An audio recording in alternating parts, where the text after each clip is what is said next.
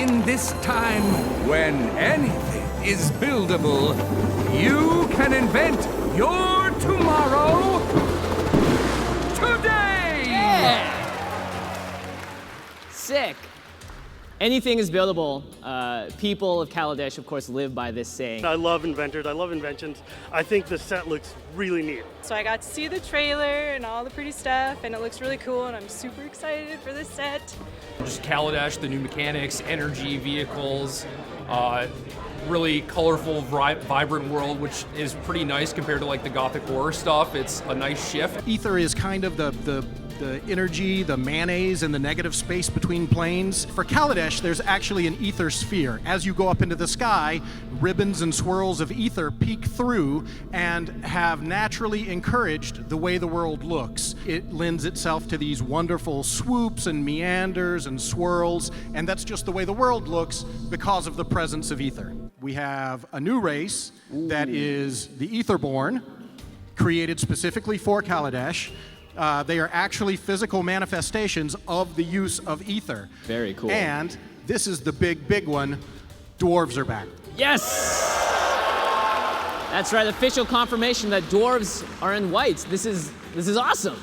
We really wanted to kind of commemorate and celebrate Kaladesh by creating a character for our pantheon of Planeswalker characters that is the living embodiment of the optimism and the inventiveness and the beauty and the hue of Kaladesh.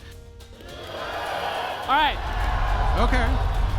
Saheeli Rai, a brand new Planeswalker.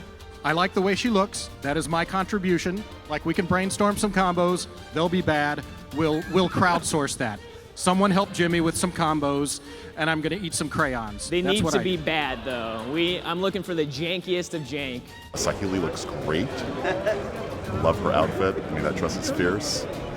Seeing the new Planeswalker out there seems OP, but we'll see how it plays out. You know, the Inventors Fair has so much going on.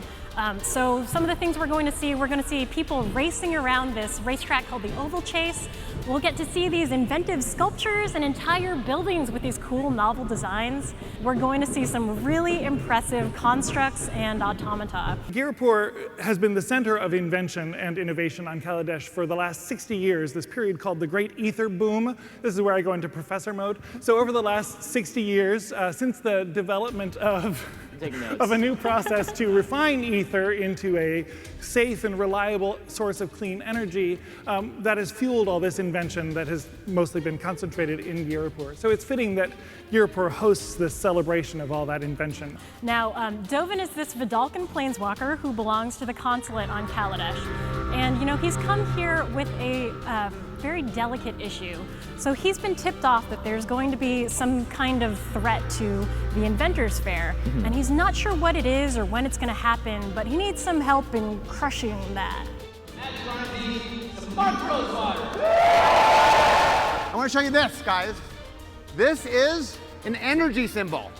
It's a brand new resource, and this represents an energy symbol. The, what did he call it? Mechanic E? The energy mechanic? That kind of blew my mind. Just some of the flexibility that gives you in your deck and the way it plays out. And it really spoke to some of the concepts that he was talking about, like that deck variance, right? The way that it plays. That's really exciting. To explain the mechanic, could I show you a card? That'd be okay?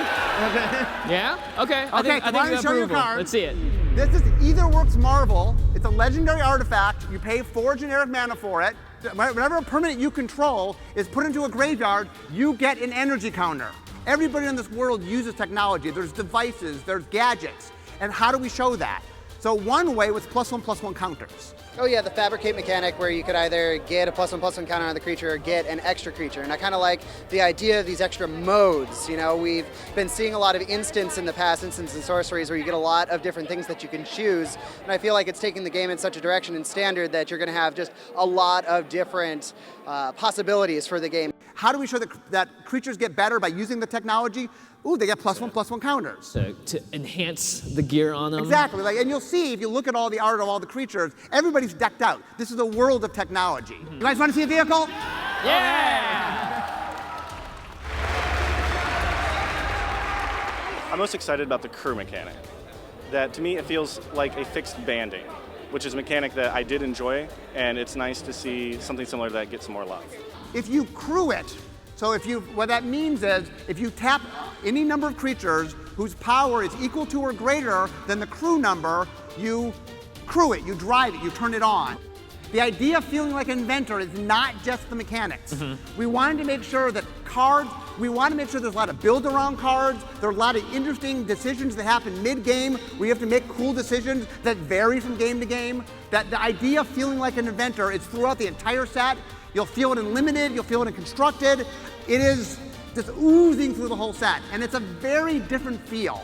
I mean, it's hard to explain this to you guys play it, but the set feels unlike anything else. It's a really unique set, and it plays really differently. And so one of the things I'm excited for you guys to do is actually play with it, because it's an awesome set. It's a really, really good set.